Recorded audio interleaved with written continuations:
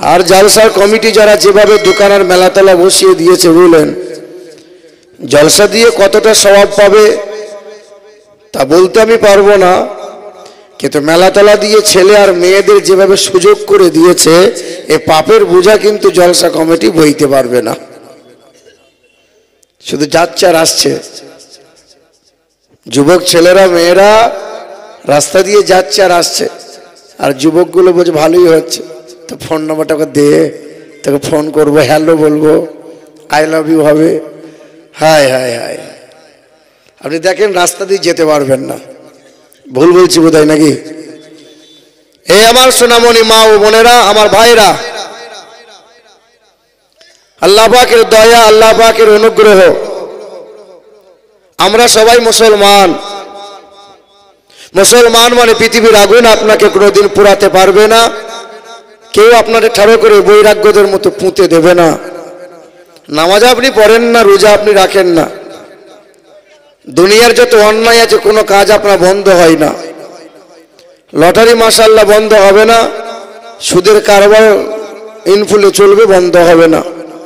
মানে যত রকমের অন্যায় আছে সব অন্যায় কাজ করে গেলেন, পেশাব করে পানি নেবেন না, দাম্পত্য জীবনের মধুর মিলনের পরে ফরজ গোসলও আপনি করবেন না, আপনি মারা যাবেন। 4টে এনে গরু রেখে আপনি মারা গেলেন, ছেলেরা বলবে বাপ মরে গেছে, এটা ভাড়া করে মৌলভী সাহেব নিয়ে আয়, আর এমন করে দোয়া করে ঠকে দেয় যেন বাপ ফুরুত করে বাঁশতলা দিয়ে জান্নাতে চলে যায়। সমাজের কিছু কিছু মানুষ বলবে ও যা পাপ করেছে কবরে জায়গা হবে না, ওকে ঠাড়ো করে পুঁতে দে। কিন্তু নামাজি মুসল্লি যারা, ওরা বলবে বাপ পাপ করেছে, শাস্তি আল্লাহ দেবে, আমাদের কাজ হলো গোসল করিয়ে জানাজা পড়িয়ে কবরস্থ করে দাও। জীবন ভোর মানুষটা অন্যায় করলো, কিন্তু সবাই তো এক কথাই বলে সে তো মুসলমান। হ্যাঁ, হাওড়ার ব্রিজে যদি আপনাকে বা হাওড়া স্টেশনে যদি আপনাকে ধরা হয়, ভাই আপনি মুসলমান না হিন্দু? লিবাসে, পোশাকে, চলনে বলনে হিন্দু না মুসলমান ধরা যাবে না। কি বলবো, আধার কার্ড দেখুন আমি মুসলমান, প্যান কার্ডে মুসলমান, জমির দলিলে পর্চাতে মুসলমান, প্যানটা খুলে দেখুন আমি মুসলমান। শুধু এইগুলো দেখে মনে হবে মুসলমান। জি, শুধু মুসলমান নামে, তাই আপনাকে আগুনে পুরাই না, কেউ ঠাড়ো করে পুঁতেও দেয় না।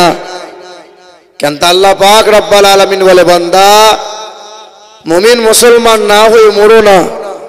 তুমি যদি ইমানদার মুমিন মুসলমান হয়ে কবরে আসতে পারো, কবরে আগুন কোনোদিন ছুঁইবে না, জাহান্নামের আগুন কখনো তোমার স্পর্শ করবে না। একটু আস্তে করে বলা গেল না সুবহানাল্লাহ? ও বলাবো, তবে বলবেন আপনারা। জীবনভর তো হুজুররা শুধু বলিয়ে বলিয়ে পাম দিয়ে দিয়ে বলালো, আপনি কবে বলবেন? জান্নাতের বাগানে বসে আছেন, জান্নাতি মানুষ আপনারা, মহাব্বতে জান্নাতি ভাষা অটোমেটিক বলা লাগবে, বার হওয়া লাগবে। এটা বলিয়ে কেন বলাতে হয়?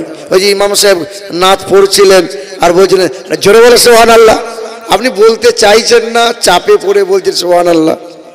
আপনাকে তো মহাব্বতে বলা লাগবে। আমার বাবাজিরা, ভাইরা আমার, পৃথিবীতে এসেছি আমরা কার ইচ্ছায়? কার ইচ্ছায়? পৃথিবী থেকে যাব আমরা কার ইচ্ছায়? পৃথিবীতে আসার সময় নিজের ইচ্ছে কোনো চলেছিল না? নিজের ইচ্ছের কোনো দাম আছে? যদি নিজের ইচ্ছে চলতো, তাহলে পৃথিবীতে আসার সময় আমরা ওই গরিবের ঘরে আসতাম না, রাজা বাদশার ঘরে, নবাবের ঘরে আসতাম। আর আমরা তো নবাব দেশের মানুষ। জি হ্যাঁ, আসার সময় যদি নিজের ইচ্ছেটা চলতো, লটারি করে করে আপনি আসতেন না, পীর সাহেবের ঘরে আসতেন। আমি কিন্তু গরিবের ছেলে। আহমদ রেজা সামদানি, তার পোশাক, তার চেহারা, তার চলন, তার বলন, মাশাআল্লাহ, আলহামদুলিল্লাহ।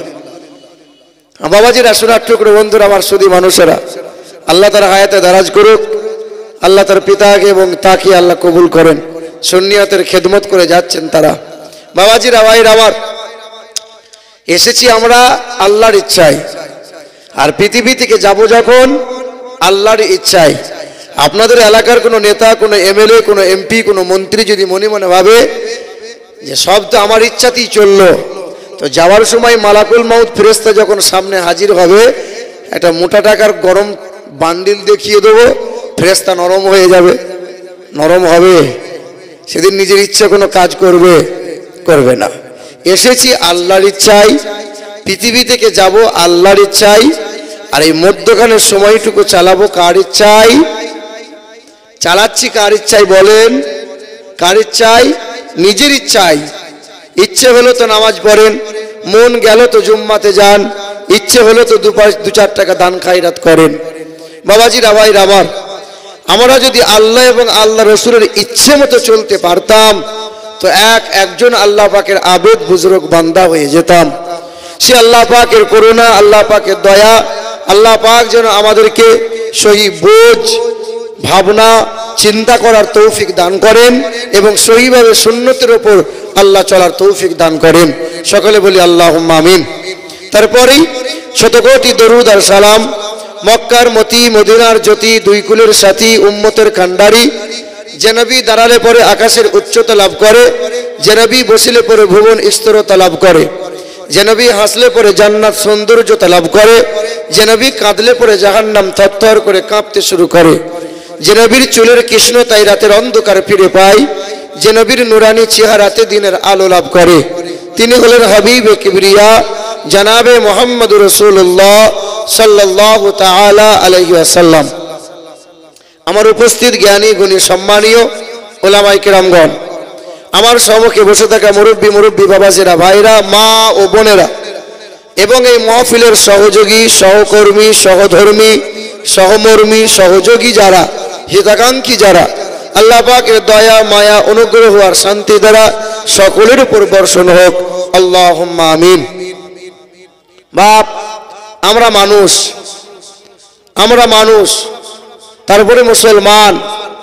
পৃথিবীর জমিনে যত হাসপাতাল, কলেজ, ভার্সিটি, যত থানা, যত আদালত আছে, সব কিছু আমার আল্লাহ পাক, যত যা কিছু আপনি দেখতে পান এই আসমান, জমিনে, দরিয়ার মাঝে, সব সৃষ্টিকে মালিক বানিয়েছে বান্দার সেবার জন্য। এত হাসপাতাল, এত কলেজ, এত থানা, এত আদালত মানুষের জন্য না গরু ছাগলের জন্য? সব মানুষের জন্য। গরু ছাগল পেশাব করে পানি নিতে হয় না? গরু ছাগলকে রাতের বেলায় যৌন মিলনের পরে সকালবেলায় ফরজ গোসল করতে হয় না? গরু ছাগলের বোধ শক্তি নাই, ওর বৈধ অবৈধ, হারাম হালাল, ন্যায় অন্যায় বিচার করার ক্ষমতা নাই। আচ্ছা বলেন, আল্লাহ পাক বলছেন ইসাব্বিহু লিল্লাহি মা ফিস সামাওয়াতি ওয়া মা ফিল আরদ। গরু বলো, ছাগল বলো, হাঁস বলো, মুরগি বলো, যত যা কিছু আছে সকল সৃষ্টিরা আমি আল্লাহর নামে তাসবিহ করে। গরুটাও করে, ছাগলও করে, হাঁস মুরগিও করে। সারা রাত ধরে যদি এই ছাগলটা সুবহানাল্লাহ সুবহানাল্লাহ সুবহানাল্লাহ তাসবিহ করে, বলেন তো কয়টা নেকি পাবে? কথা বলে না। গরু ছাগলের জন্য জান্নাত আছে, গরু ছাগলের জন্য জান্নাত আছে। জান্নাত কাদের জন্য? মানুষের জন্য। কাদের জন্য? জানোয়ারের জন্য জান্নাত। সারা রাত ধরে যদি জিকির আজকার করে, গরু ছাগল একটাও নেকি পাবে, কিন্তু মানুষ পাবে কি পাবে না? ফেরেশতার চাইতে মানুষ দামি না ফেরেশতা দামি? ফেরেশতা কে দামি? মানুষ। জান্নাত কি ফেরেশতাদের জন্য না মানুষের জন্য? মানুষের জন্য। বাবাজিরা, ভাইরা আমার, আপনারই বাড়িতে গরুটা আছে, গরু ছাগলকে আপনি খেতে দেবেন, কিছু খাবার খাবে, কিছু খাবার নষ্ট করে ফেলে দেবে। কারণ ওটা গরু, ওটা ছাগল, ও সুন্নত বোঝে না, ও চেটে পরিষ্কার করে খেতে হয় সেটা ও জানে না। গরু ছাগল দেখেও দেখতে পায় না। খাসিটা জবাই হয়েছে, দড়ি করে বেঁধে খাসিটাকে ঝুলানো হয়েছে, আর 4টে খাসি দড়িতে বোঝে বাঁধা আছে। এক মাংস কাটছে, রক্তর ফোয়ার আগে খাসির গায়ে লাগছে, খাসিটা মহা আনন্দে গাছের পাতা চিবোচ্ছে। ও খাসি দেখেও দেখতে পায়, মানুষ পায় কি পায় না? পায়। গরু ছাগলের কান ধরে আচ্ছা করে গালমন্দ করে দেবেন, গরু ছাগলের কান ধরে আচ্ছা করে মন মর্জি মতো আপনি গালমন্দ করবেন, গরু ছাগল শুনবে, গরু ছাগল শুনেও শুনতে পাই ওর লজ্জা শরম আসবে, কিন্তু মানুষকে গালমন্দ করে দিলে প্রেস্টিজে লাগবে কিনা? গরু ছাগলের লজ্জা শরম নাই, মানুষের আছে না নাই? আমার বাবাজিরা ভাইরা আমার কথাগুলো বোঝেন। আপনারই বাড়িতে গরুটা আছে, সন্ধ্যাবেলায় মশার অত্যাচারে আগুন করেছেন, করেন না? ধোঁয়া দেন না? গরুর বাছুরটা লাফাচ্ছে, মহা আনন্দে লাফাচ্ছে, হঠাৎ করে বাছুরের পা দুটো আগুনে পড়ে পুরো ঝলসে গেল। আচ্ছা বলেন, এই গাই গরুটা সারা রাত ধরে বাছুরের শোকে কান্না করবে, না নিজের মাল ঠিক নিজে চালাবে? ও ঠিক নিজে খেয়ে যাবে। ও দেখেও দেখতে পায়, ও কার কি হলো অত চিন্তা ভাবনা করার সময় নাই। মানুষের আছে না নাই? মানুষ বলে আমি তো খাচ্ছি, আমি তো ঠিক আছি, কে খেতে পেলো কে খেতে পেলো না ও সব দেখার দরকার নাই। স্বভাবটা গরু ছাগলের না মানুষের? গরু ছাগল চেটে পিটে খাবে না মানুষ খাবে? তোমার আমার ঘরের ছেলে যখন খাবার খায়, কিছু খাবার ফেলে, কিছু খাবার নষ্ট করে দেয়, ও ছাগল না গরু না মানুষ? কথা বলে না। তোমার ছেলেটা জানোয়ার না মানুষ? এই যে হায় হায় হায় বাপ, গরু ছাগল সমাজ মানে না। ও রাস্তার ধারে যেখানে সেখানে দাঁড়িয়ে ছচ্ছর করে পেশাব করে, আবার একদিকে খাবারও খায়। তোমার ঘরের ছেলেটা রাস্তায় গাড়িটা দাঁড় করিয়েছে, দিয়ে বাঁ হাতে করে সিলিন্ডারটা ধরে ছচ্ছর করে পেশাব করছে, আর ডান হাতে করে বিড়িতে টানও মারছে। হ্যাঁ, এদিকে গরম বিড়ি তো বাম হাতে নরম বিড়ি। ওটা জানোয়ার না মানুষ? হ্যাঁ, আল্লাহ পাক বলেন ওয়ালাকাদ যারানা লিজাহান্নামা ওয়ালাকাদ যারানা লিজাহান্নামা কাসীরাম মিনাল জিন্নি ওয়াল ইনস লাহুম কুলুবুন লা ইয়াফকাহুনা বিহা ওয়া লাহুম আ'ইনুন লা ইবসিরুনা বিহা ওয়া লাহুম আযানুন লা ইয়াসমাউনা বিহা উলাইকা কাল আনআম। বুঝে না যারা, বিবেক আছে বোঝে না, দেখেও দেখে না যারা, চোখ আছে দেখে না, শোনেও শোনে না যারা, কান আছে শোনে না, তারা গরু ছাগল কুকুর বিড়াল না। না, গরু ছাগল বলেছিল আল্লাহ, ওরা কোরআন পেয়েছে, আমরা তো কোরআন পাই না। ওদের বোধ শক্তি আছে, আমাদের তো বোধ শক্তি নাই।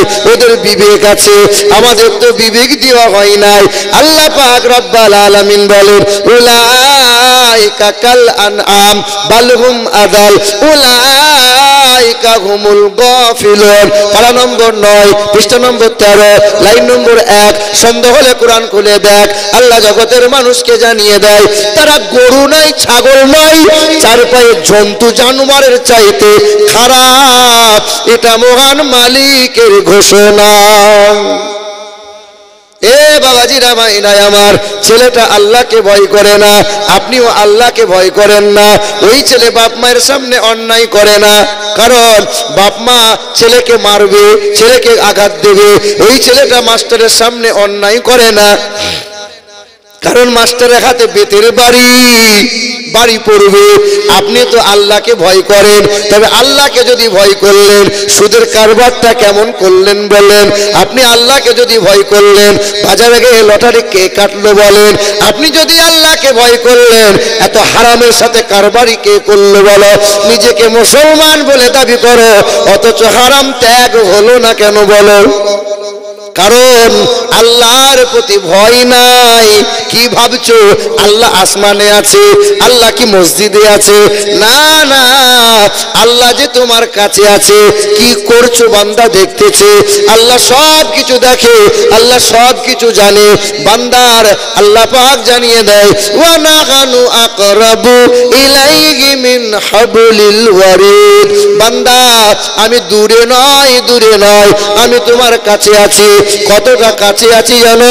তোমার ঘাড়ের রগটা যতটা নিকটে, আমি আল্লাহ তার চাইতেও নিকটে আছি।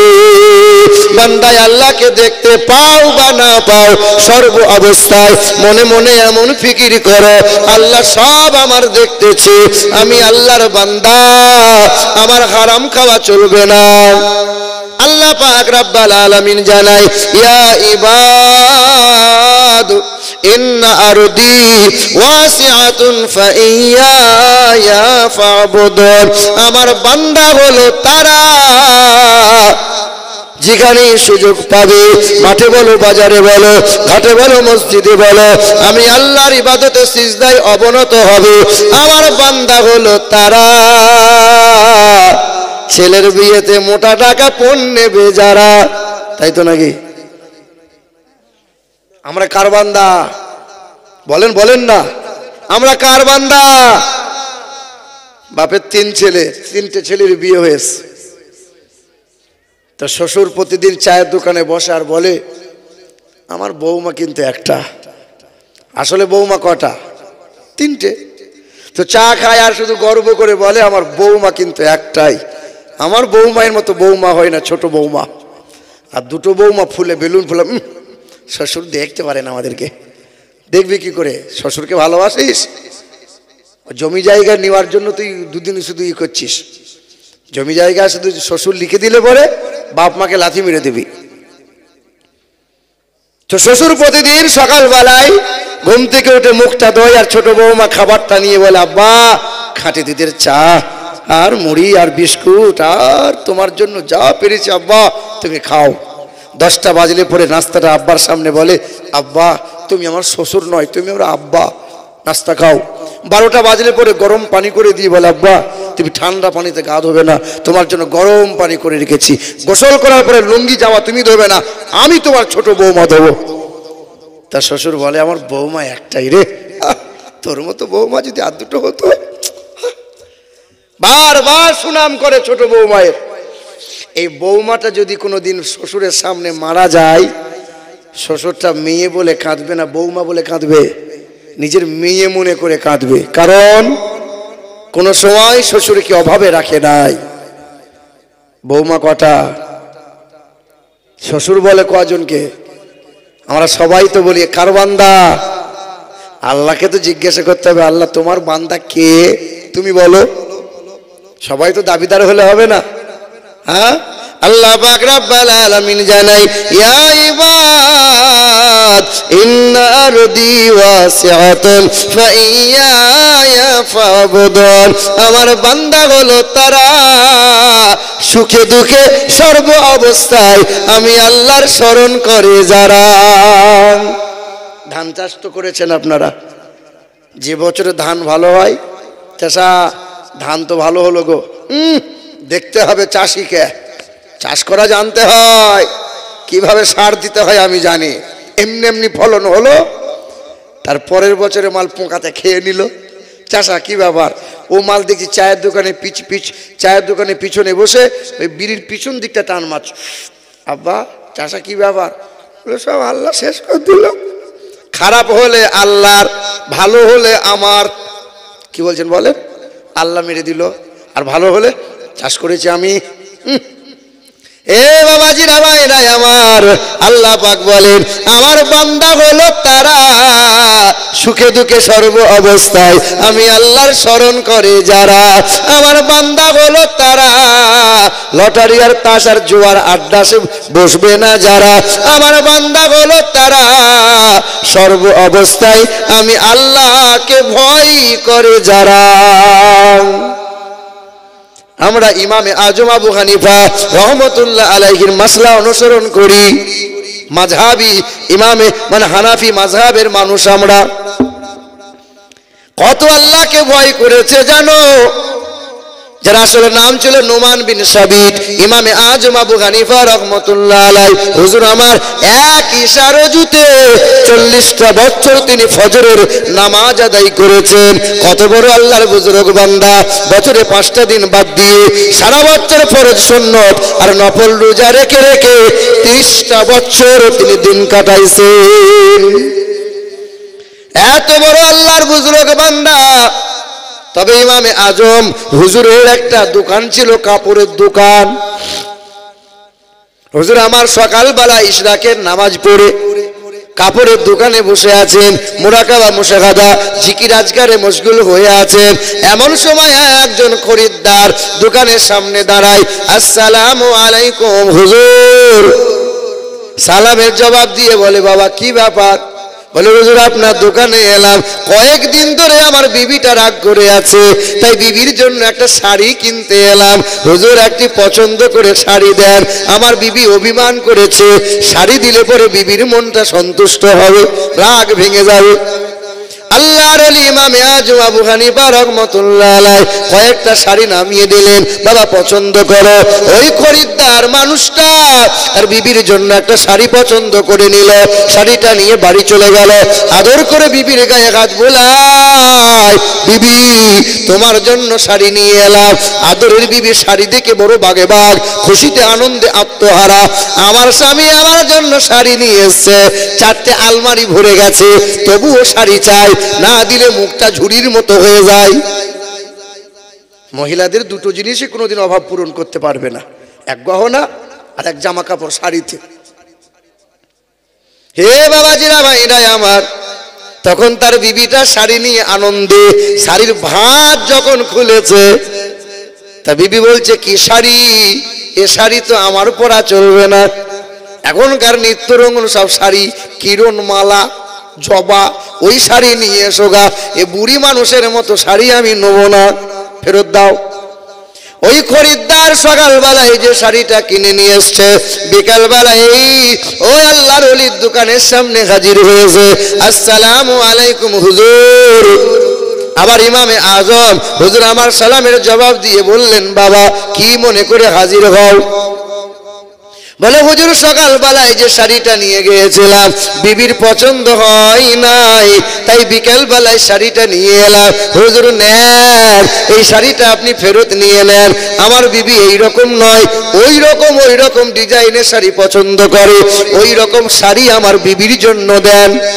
আল্লাহর ওলি ইমামে আজম আবু হানিফা হুজুর আমার শাড়িটা হাতে নিলেন, শাড়ির দিকে নয়ন ভরে দেখে, বারবার তাকায়, একবার আকাশের দিকে তাকায়, একবার শাড়িটার দিকে তাকায়। আল্লাহর ওলি ইমামে আজম আবু হানিফা ঝরঝর করে কান্না শুরু করে দেয়। হ্যাঁ, খরিদ্দার ভয় পেয়ে গেল, শাড়িটা ফেরত দিলাম বলে হুজুর কি মনে কোনো আঘাত পেয়ে গেল, অপমানিত হলো নাকি? হুজুর আপনি কাঁদবেন না, কেন আপনি কান্না করেন? আল্লাহর ওলি একবার আকাশের দিকে তাকায়, চোখের পানি বয়ে বয়ে যায়, একবার শাড়িটার দিকে তাকায়, ঝরঝর করে কান্না করে যায়। আল্লাহর ওলির কান্না বন্ধ হয় না। খরিদ্দার বারবার বলে, হুজুর দয়া করে কান্না করবেন না, শাড়ি আপনাকে ফেরত নেওয়া লাগবে না, দয়া করে কান্না বন্ধ করেন। হুজুর কেন আপনি কান্না করেন? আমি কি আপনার সাথে কোনো দুর্ব্যবহার করলাম? না না। আল্লাহর ওলি কিছুক্ষণ কান্না করার পরে বললেন, ও বাবা খরিদ্দার, তোমার শাড়িটা ফেরত দেওয়ার কারণে আমার মনের মধ্যে ভয় উদয় হয়ে গেল, চিন্তা উদয় হয়ে গেল।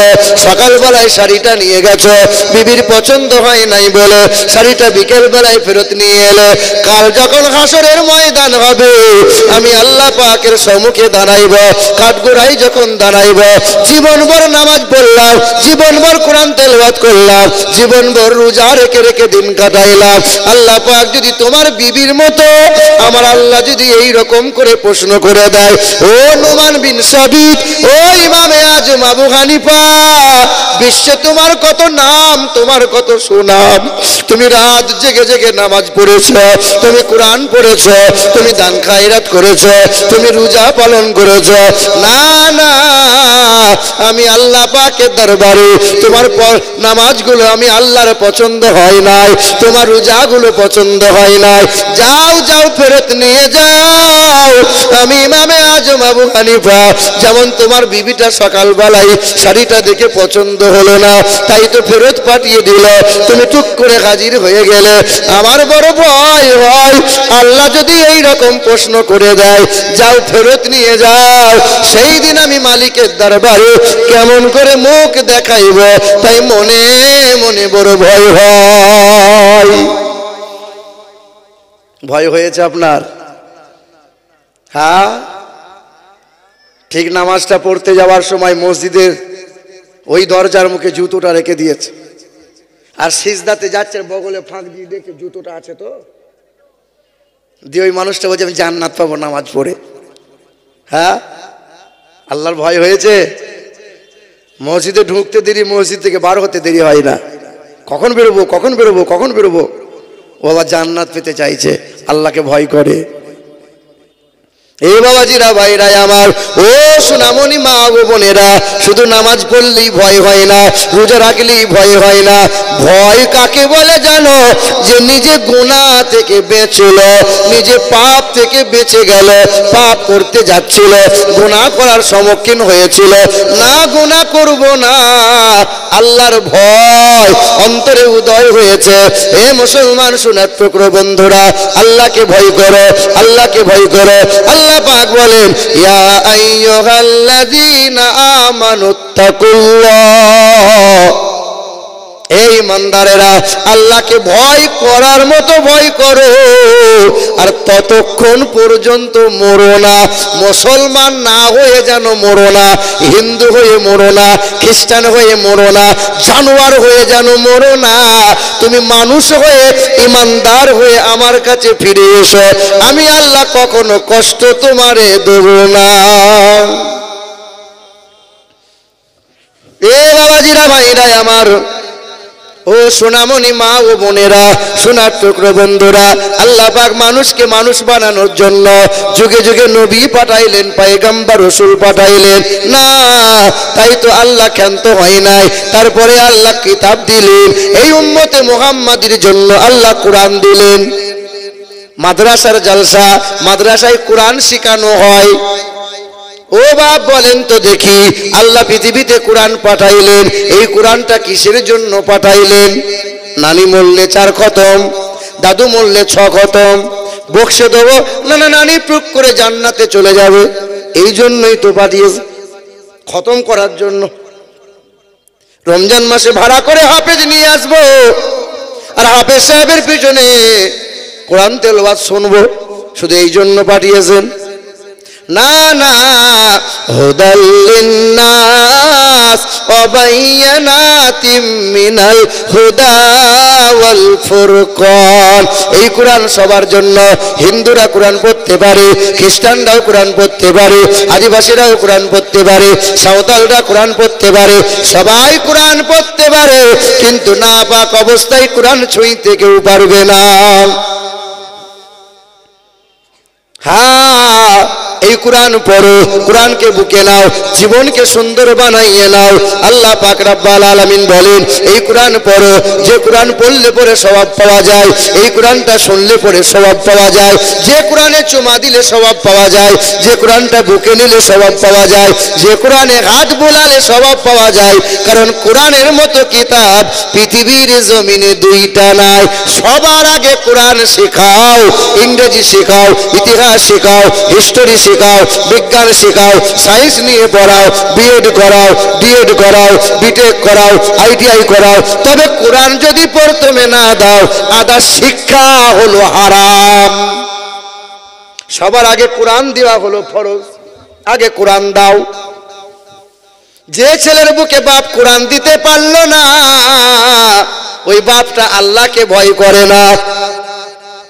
ও হাজি হতে পারে, ও হুজুর হতে পারে, সব শিক্ষার আগে ছেলের বুকে কোরআন দাও। তোমার ছেলে মাস্টার হোক, তোমার ছেলে ডাক্তার হোক, তোমার ছেলে প্রফেসর হোক, তোমার ছেলে উকিল হোক, আলহামদুলিল্লাহ দোয়া করি, তবে তোমার ছেলে যেন জানোয়ার না হয়। তোমার গ্রামে কত শিক্ষিত মানুষ আছে, বাপ কষ্ট করে লেখাপড়া করিয়েছে, যে ছেলেটা বড় হওয়ার পরে ইনকাম করতে শিখেছে, বাপ মাকে গোয়ালে ঠাঁই দিয়েছে, ও গ্রামের শিক্ষিত ছেলে বলছে। ওই রকম শিক্ষায় থুতু নিক্ষেপ করি। তোমার গ্রামের কোনো একটা ছেলে মাস্টার ডিগ্রি করেছে, মাস্টার, মাস গেলে 60,000 টাকা বেতন পায়। ও যখন বিয়ে করে, শ্বশুরের গলায় বাঁশ দিয়ে 12 লাখ টাকা নগদ নিয়েছে, 10 ভরি সোনা নিয়েছে, তারপর একটা গাড়ি নিয়েছে, আবার 300 বরযাত্রী গিয়ে গলা পর্যন্ত খেয়ে এসছে। ও শিক্ষিত মানুষ। আর তোমারই গ্রামের গরিব করে ছেলে কোরআন পড়ে, নামাজ পড়ে, আর বিনা দাবিতে বিয়ে করে দিনমোহর নগদে আদায় করে বউকে বাড়ি নিয়ে এসছে। বলো তো শিক্ষিত কে? বলো শিক্ষিত কে? আরে যার মধ্যে মানবতা নাই, যার মধ্যে মনুষ্যত্ব নাই, সে আবার কিসের শিক্ষিত? ওই রকম শিক্ষার উপরে মানে থুতু নিক্ষেপ করি, লাথি মারি, ওই রকম শিক্ষা। শিক্ষা বলে ওটাকে? হায় হায় হায় হায় হায়। মুরব্বী বাপ যারা 40 বছর 60 বছর সংসার করছেন, বিয়ে করার সময় 1000 2000 টাকা দিনমোহর বেঁধেছিলেন, সে দিনমোহরের টাকা শোধ করেছিলেন না ধারে এখনো চলছে? বাপ বলছে তো চাচিকে বলবো, মরার আগে তো চাচির হাত ধরে বলবো আমাকে ক্ষমা করে দিবি। মানে ক্ষমা পাওয়ার জিনিস এটা, চাচি ক্ষমা করে দেবে, ক্ষমা হয়ে যাবে। ওই বাসর রাত্রে 5000 বলো 10,000 বলো, বিবির শরীরে স্পর্শ করার আগে তোমাকে দিনমোহর পুজিয়ে তোমার বিবির কাছে যাওয়া দরকার ছিল। সব হচ্ছে নগদে নগদে, আর দিনমোহর বাকিতে কেন হবে? পণটা তো ধারে বাকিতে হয় না। মুসলমান বাবারা, ভাইরা আমার, এইদিকে তোমরা বসো না, একটু দাঁড়িয়ে আছো কেন? তোমরা দাঁড়িয়ে আছো, আমার পায়ে যন্ত্রণা হচ্ছে, একটু বসে যাও না ভাইরা, একটু বসে যাও তোমরা। এবার দরুদ শরীফ পড়ি, আল্লাহুম্মা, একটু সরে সরে আসেন না।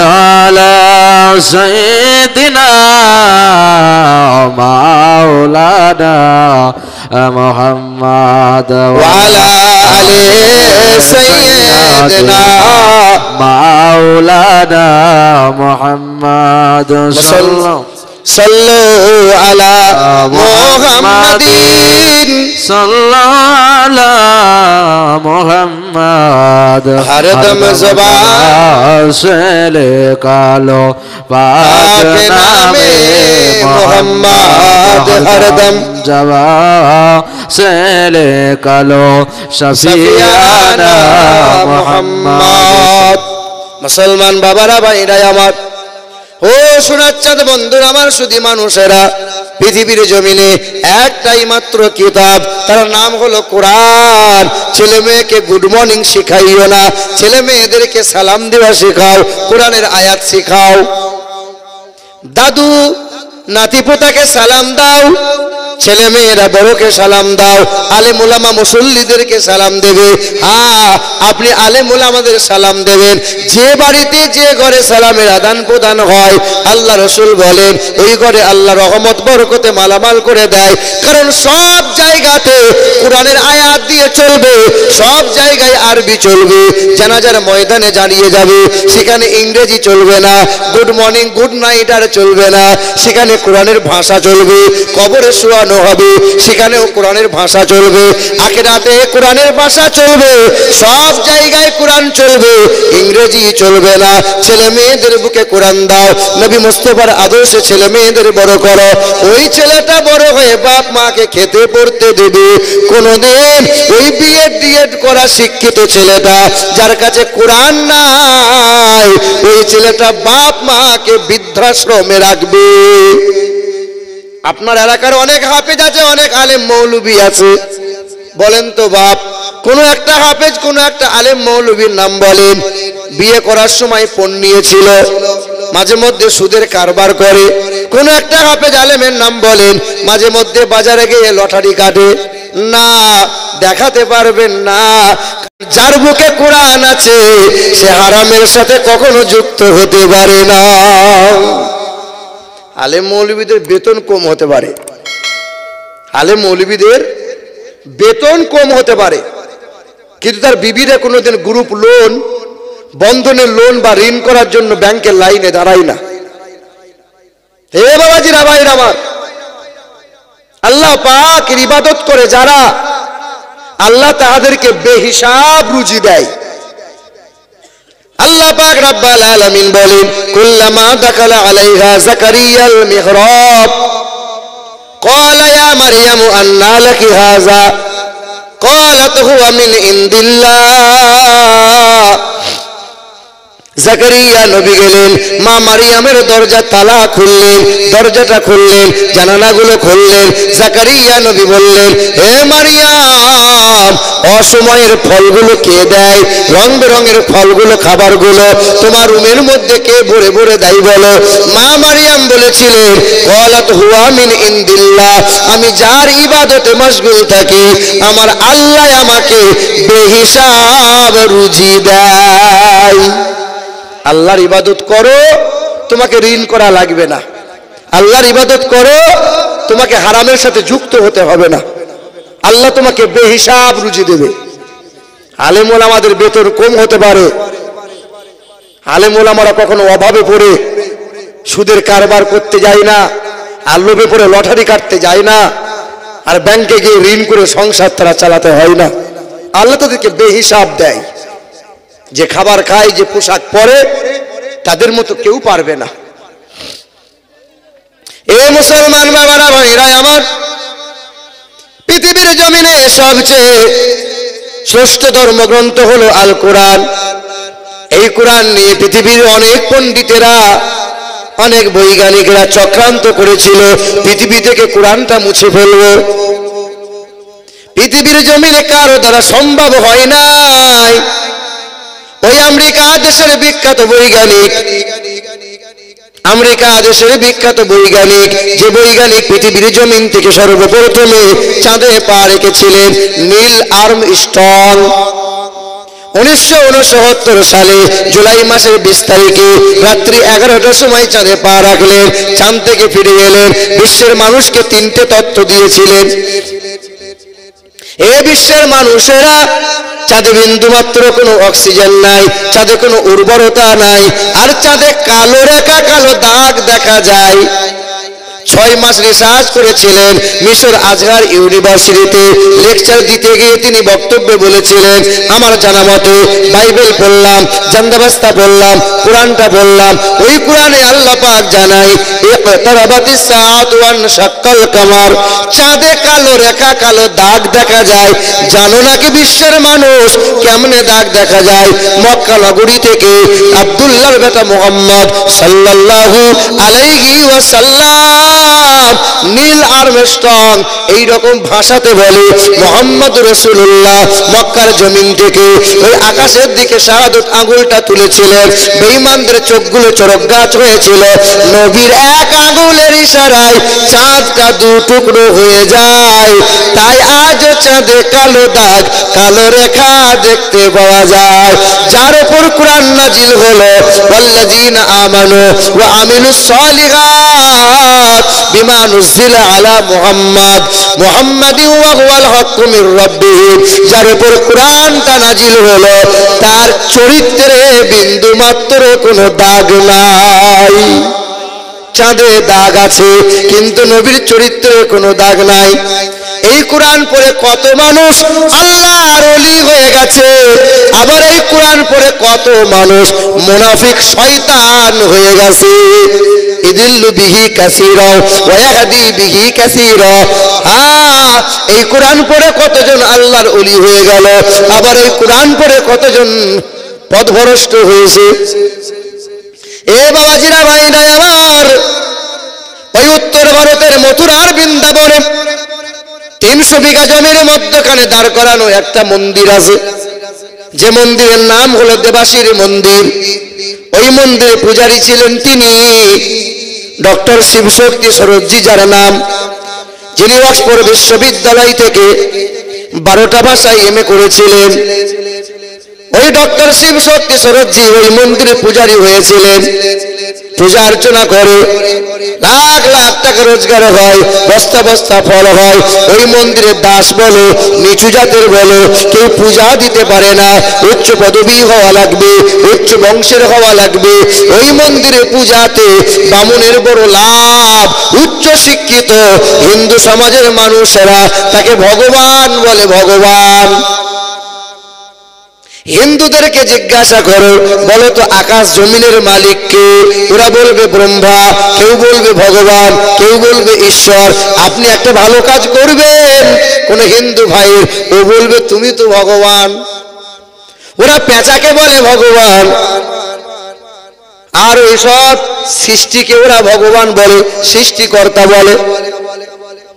অথচ ওদের বেদে লেখা আছে ঈশ্বর সর্বস্ব জাগতাং ব্রহ্ম সর্বদাং খালিদাং ধর্মভাবাং পাপমাদাং আল্লাহ ইল্লাল্লাহ অনাদি স্বরূপায় জগতাং মায়ানাং হ্যাঁ, পৃথিবীর জমিনে মহান প্রতিপালক যিনি, আল্লাহ জ্যেষ্ঠং ষষ্ঠং পুরনাং ও নমো ব্রহ্মাণ্ড প্রভাসিত নমো কল্যাণ শান্তি যুগে যুগে নমোহা সর্বদা তো কল্যাণ বসুমতি গৌরী ঋষি মৃত্যু যারা মৃত্যু আগমনী নমোহা।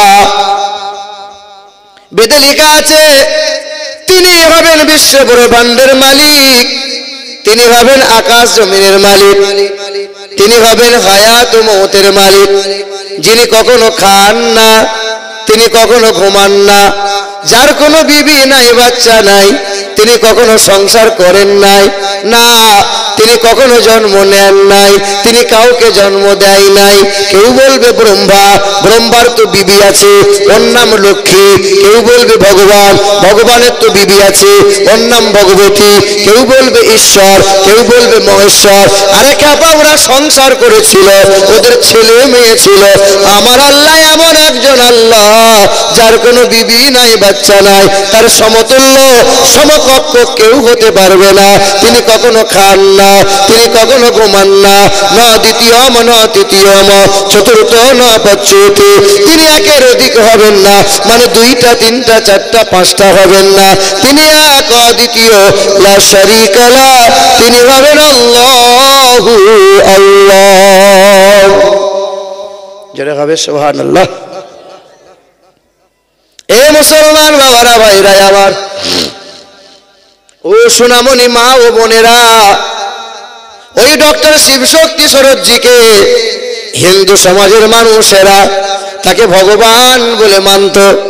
দেশ বিদেশে অনেক ভক্ত হয়ে গেল। ওই মানুষটা কি করলো? ওই মানুষটা আমেরিকা গিয়েছিল, আমেরিকা থেকে ফেরার পথে ওই দিল্লির বিমানবন্দরে বসেছিল। হঠাৎ করে সামনে একটা বিমান থমকে গেল, সিঁড়িটা খুলে দেওয়া হলো। সিঁড়ি বেয়ে বেয়ে কিছু দাড়িওয়ালা টুপিওয়ালা, হ্যাঁ হাতে পানি তাদের জার আছে, জার, ওই জার নিয়ে তারা নামতেছিল। ব্রাহ্মণটা সামনে গেল, ওই ব্রাহ্মণটা জিজ্ঞাসা করলো, বাবা আপনারা কারা? বলে আমরা হাজী সাহেব মক্কা মদিনা থেকে আসছি, হজ পালন করে আসলাম, হাতে কি পানি, তবে আপনার এই ভারতে কি পানি নাই?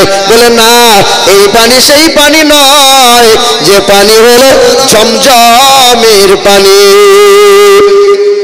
বামুনটা বলে এই পানি কোন পানি? বলে এই জমজমের পানি রেগুলার কোনো মানুষ যদি পান করে লিভারে ক্যান্সার হবে না, ডায়াবেটিস হবে না, গ্যাস্ট্রিক হবে না। ওই মানুষটা বলল, একবার কি এই পানি আমাকে দেওয়া যায়? 1 লিটার পানির একটা ফ্লাস বোতল দিয়ে দিল। ওই মানুষটা পানি নিয়ে চলে গেল, দিল্লির বড় ল্যাবে গেল, পরীক্ষা করতে দিল। 10 বার পরীক্ষা করার পরে বলেছিল, ব্রাহ্মণ বাবাজি আজকে এমন একটা পানি পরীক্ষা করলাম, পৃথিবীতে অনেক পানি পরীক্ষা করেছি, সব পানিতে কিছু না কিছু জীবাণু পেয়েছি, তবে এমন একটা পানি পরীক্ষা করলাম যে পানিতে বিন্দু মাত্র কোনো জীবাণু নাই। যে ডক্টর শিবশক্তি সরোজজি এতদিন আজান হলে কানে আঙুল দিত, মুসলমানদের ঘৃণা করত, দাড়িওয়ালা টুপিওয়ালা দেখলে পরে মুখটা ঘুরিয়ে নিত। যে বামন মানুষটা মুসলমানদেরকে ঘৃণার চোখে দেখত, কোরআন ঘৃণার চোখে দেখত, হ্যাঁ মুসলমানদেরকে ঘৃণার চোখে দেখত, কারণ মুসলমানরা কাটুয়া। কাটুয়া বোঝেন? মানে মুসলমানদের খাতনা করা থাকে। আমাকে প্রায় 2-3 জায়গায় আমাকে বলেছে, এ কাটুয়া। শিলিগুড়ি রেল স্টেশনে দাঁড়িয়ে আছি এনজিপিতে, তো আমাকে দেখে তখন বলছে, এ কাটুয়া, এ কাটুয়া।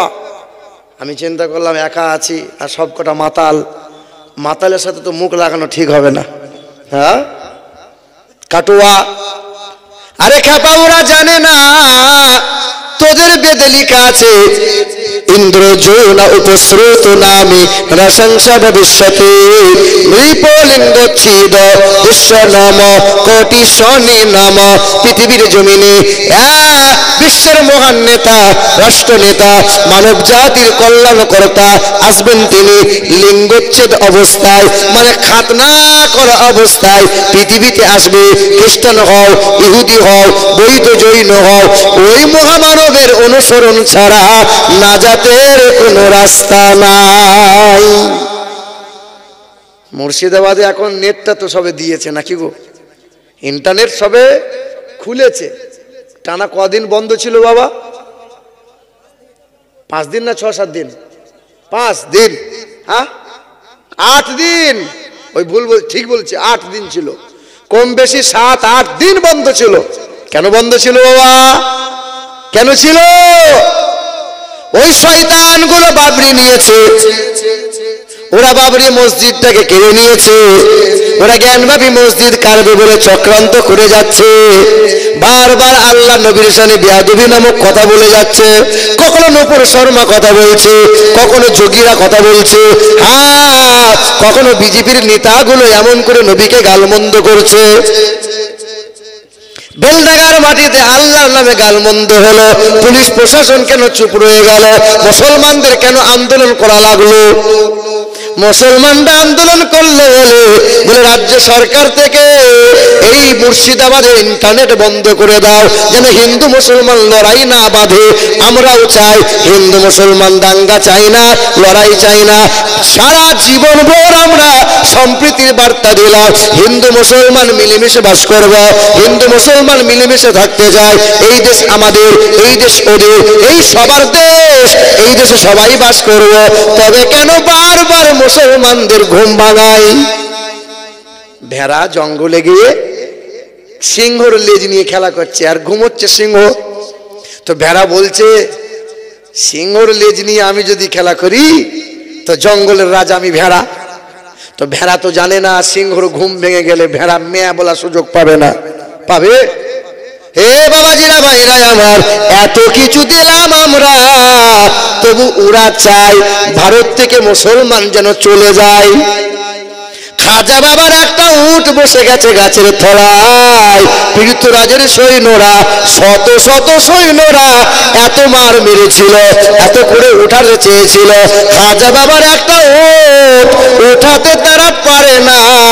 আর একটা উট যদি উঠাতে না পারো, মুসলমানদের এই ভারতের জমিন থেকে কেমনে উঠাবে বলো?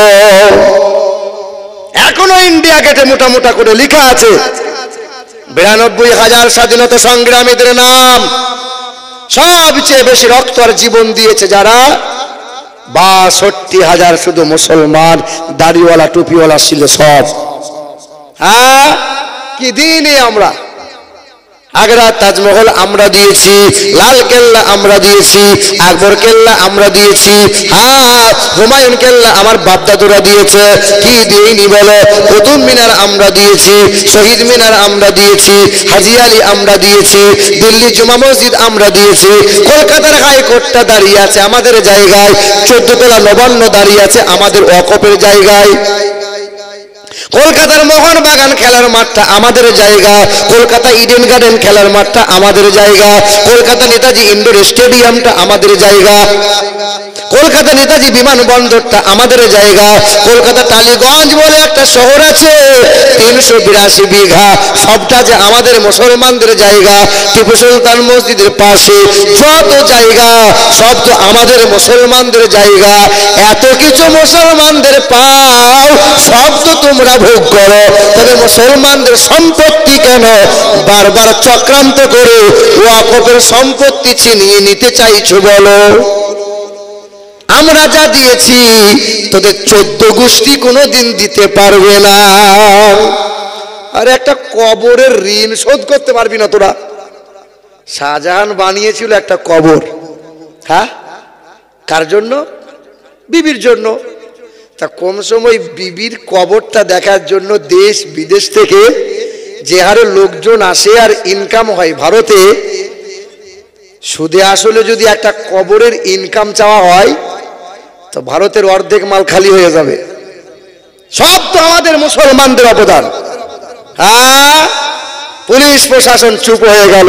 মুসলমানরা যখন আন্দোলন করতে গেল, কয়েকজন মুসলমান রক্তাক্ত হয়ে গেল। আরে যেতে হবে কেন? কেন মুসলমানরা আন্দোলন করতে যেতে হবে? পুলিশ প্রশাসন কি করছিল বলো? কাউকে আঘাত দিতে চাইছো না বলো? আর বারবার আমাদেরকে খোঁচা মারবে, বারবার আমাদেরকে আঘাত করবে, মুসলমান নীরব হয়ে সহ্য করে নেবে। ওরা জানে না মুসলমান সিংহের জাত। যেদিন ঘুম ভেঙে যাবে সেদিন বুঝতে পারবে। এ মুসলমান বাবারা ভাইরা আমার, তবে কথা ভুলে যাবেন না, ওই আপনার ডক্টর শিবশক্তি সরোজজি যে মানুষটা মুসলমানদের ঘৃণার চোখে দেখত, যে মানুষটা মুসলমানদেরকে ঘৃণার চোখে দেখত, আজান হলে পরে কানে আঙুল দিয়ে দিত, ওই মানুষটা চিন্তা উদয় হয়ে গেল, পানিতে যদি এমন কুদরত খুঁজে পাওয়া যায়, ইসলামে কত কি না আছে। ওই মানুষটা 12টা ভাষায় এমএ করা শিক্ষিত মানুষটা কোরআনটা নিল, বাংলার অনুবাদ নিল, ইংরেজিতে পড়ল, কোরআন পড়তে লাগলো। কোরআনটা পড়তে পড়তে মন্দিরে দাঁড়িয়েছিল, হাজার হাজার মানুষেরা পূজা দিতে সামনে হাজির হলো। ও ব্রাহ্মণ বাবাজি, আজকে আমার কষ্টের কথা ঠাকুরকে একটু বলে দেন। কেউ বলে ব্রাহ্মণ বাবাজি আমার পূজাটা আগে করে দেন। ডক্টর শিবশক্তি সরোজজি বলে, এতদিন তোমাদের কষ্টের কথা ঠাকুরকে বলেছি, আজ আমার কষ্টের কথা তোমাদের শোনাতে চাই। ঢোলক বলছে ঢোল বাজাবো নাকি? ঢোল বাজাবি না, তুই শালা ঢোল বাজিয়ে পয়মাল করেছিস, ঢোল তুই বাজাবি না। এ বাবারা ভাইরা আমার, ওই দিন মন্দিরে দাঁড়িয়ে দাঁড়িয়ে বলেছিল, পৃথিবীর জমিনে কল্যাণকর্তা যিনি, মানব জাতির মুক্তির দূত যিনি, হতারবিন্দ্র মহাশরীন্দ্রাম ইয়া দেবী সর্বভূতে শান্তি রূপে ওং নমস্তুতে সেই নমো নমঃ অন্ধাত্মা প্রভাসন্তি ইয়া সম্মতি উপস্থি লা ইলহা হরতি পাপম ইল্লু ইলহা পরম পদম জন্মা বৈকুণ্ঠ পরমাপ ইনতি তো জপি নামে মুহাম্মদ লা ইলাহা ইল্লাল্লাহু মুহাম্মাদুর রাসূলুল্লাহ। বলে ব্রাহ্মণ কি ব্যাপার, কি বলতে চাইছো? বলে বেদে লেখা আছে, অন্ধা তোমা অন্ধকারে প্রভাসন্তি প্রবেশ তাহারাই করে, ইয়া সম্মতি উপস্থিত প্রতিপালকের মূর্তি যারা তৈরি করে ওই মূর্তির পূজা অর্চনা করে। না না, যিনি কখনো খান না, যিনি কখনো ঘুমান না, যার কোনো বিবি নাই বাচ্চা নাই, তিনি এক অদ্বিতীয় লা শারীকা লাহ, আর তার প্রিয়তম বন্ধুবর মানব জাতির মুক্তির দাতা মুহাম্মদ রাসূলুল্লাহ। তাই আমি কালেমা পড়ে ইমানদার হয়ে গেলাম। যার হাতে যেমন ছিল আঘাত করে দিল। ব্রাহ্মণ বাবাজি রক্তাক্ত চেহারা নিয়ে মন্দির থেকে বেরিয়ে গেল, রক্তমাখা চেহারা নিয়ে বাবার সামনে দাঁড়িয়ে বলেছিল, বাবা। ছুটে এসে বাবা দরজা খুলে বলল, খোকা কি হয়েছে? বলে, বাবা আমাদের ঘরে একটা কোরআন আছে, কোরআন, ওই কোরআনের প্রেমে পড়ে গেছি বাবা। 1400 বছর হয়ে গেছে নবী মুহাম্মদ রাসূলুল্লাহকে কোনোদিন চোখে দেখি নাই, তার চেহারা হাত দিয়ে ছুঁয়ে দেখি নাই, তবে তার প্রেমে এমন করে পড়েছি বাবা, ধন সম্পদ বাড়ি গাড়ি সব কিছু ত্যাগ করতে রাজি আছি বাবা। আমি কালেমা পড়েছি, কোরআনটা বুকে নিয়েছে। সেই দিন বাবা মহন্তং প্রীতং দাসুদাস, মায়ের নাম ভানুমতি কর, বিভিন্ন নাম অক্সপরা, সবাই তখন কালেমা পড়ে নিল। কালেমা পড়ে নিয়ে এলাকা ত্যাগ করে দিল, কোরআন বুকে নিল, রাতভর কোরআন তেলাওয়াত করে। ওই মানুষগুলো এক একজনা আল্লাহ পাকের আবিদ বান্দা হয়ে যায়। তুমি কেন পারবা না? আমরা কেন পারলাম না? বলো মুসলমান। ওই মালদা ডিস্ট্রিক্টে গাজল থানার আন্ডারে একটা গ্রামে মুরব্বী মানুষ, ওই মুরব্বী আল্লাহর বান্দাটা কোরআন পড়া জানতো না, কিন্তু সকাল সন্ধ্যা মসজিদ ঝাড়ু মারতো, আর সকাল সন্ধ্যা অজুটা বানিয়ে নিয়ে কোরআনে চুমা দিত, কোরআনে হাত বোলাইতো, হাত বোলাইয়ে বোলাইয়ে গোটা কোরআনটা কালো কালো ছোপ ছোপ হয়ে গিয়েছিল। মসজিদ ঝাড়ু দেয় কারা? গরিব মানুষ না ডাক্তার মাস্টাররা? কবর ডাঙায় মাটি খুঁড়তে যায় কারা? ডাক্তাররা, মাস্টাররা। ও ডাক্তার মাস্টার, আপনার বিবেকে হলো না যে আপনার মায়ের কবরটা ওই গরিব মানুষটা খুঁড়লো, তা ওর মা যখন মারা যায় কমসে কম মাটি না খুঁড়তে পারলেও কবরের ডাঙায় 5টা মিনিট তো দাঁড়িয়ে থাকতে পারতে। হ্যাঁ, তবে হ্যাঁ কিছু কিছু জায়গায় রিপোর্ট পাই আমরা যে যারা কবরে মাটি করতে যায় তাদেরকে 2-4 টাকা করে বিড়ি লাগে। এদিকে লাগে? বাপ রাগ করিয়েন না, কবর ডাঙায় 3টে কাজ করা জায়েজ নাই। 1 নম্বর, হাঁটুর উপরে কাপড় তুলে কবরের মাটি খনন করা যায় না, এটা হারাম কাজ। 2 নম্বর, কবর ডাঙায় বসে দাঁত বার করে হাসি ঠাট্টা করা যায় না। 3 নম্বর, কবর ডাঙায় বসে, আরে বিড়ি খাওয়া তো অনেক দূরের কথা, অন্যান্য খাবার খাওয়া যায় না। খেলে কি করে বাপ? খাওয়া দরকার ছিল, কবর ডাঙা থেকে সরে গিয়ে খাওয়া লাগবে। হায় হায় হায়, ক্যাঁচা মেরে দেখছি কবরে মাটি খোঁড়ে। কবরে মাটি যারা খনন করে খুব পুণ্যের কাজ, কিন্তু সংযত হয়ে সাবধান হয়ে খোঁড়া লাগবে। এ বাবাজিরা ভাইরা আমার, ওই মুরব্বী মানুষটা সকাল সন্ধ্যা মসজিদে ঝাড়ু মারে আর কোরআনে হাত বোলায়, কোরআনটাকে চুমা দেয়, আল্লাহকে বলে আল্লাহ জীবনে কোরআন পড়ার মতো সুযোগ হয় নাই, ও দয়ার মালিক তোমার কোরআনকে বড় ভালোবাসি, তাই কোরআনকে বারবার বুকে লাগায়, কোরআনটাকে চুমা দেয়। আল্লাহর বান্দাটা হঠাৎ করে ইন্তেকাল হয়ে গেল। মসজিদের ইমাম সাহেব রাতের বেলায় স্বপ্ন দেখে ওই মুরব্বী আল্লাহর বান্দাটা জান্নাতি মেওয়া, জান্নাতি খাওয়া, জান্নাতের বাগানে ঘোরাফেরা করছে। ইমাম সাহেব স্বপ্ন দেখে। ইমাম সাহেব জিজ্ঞাসা করে, চাচা যান আমি আপনার ইমাম ছিলাম, চাচা আপনি আমার মুসল্লি ছিলেন, ও চাচা কয়েকদিন